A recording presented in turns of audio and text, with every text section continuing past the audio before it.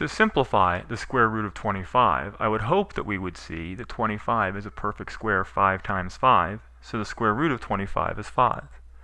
But if we don't see that, we can go through all the steps we go through for any simplification of a factor, any simplification of a radical, and we'll come up with the same answer.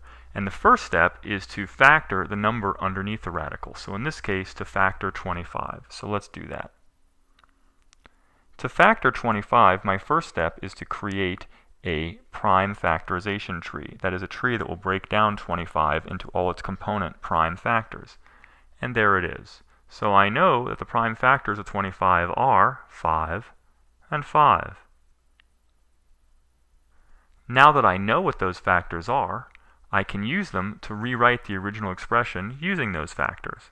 So I can say that root 25 equals the square root of the product of its factors, in this case 5 times 5.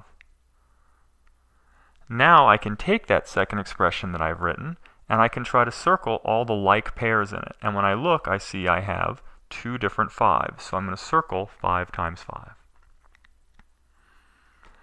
My next step is to cross out the pairs and move them outside the radical. So there's my expression. I'm going to cross out my pair of 5s and I'm going to move it, the 5, outside the radical.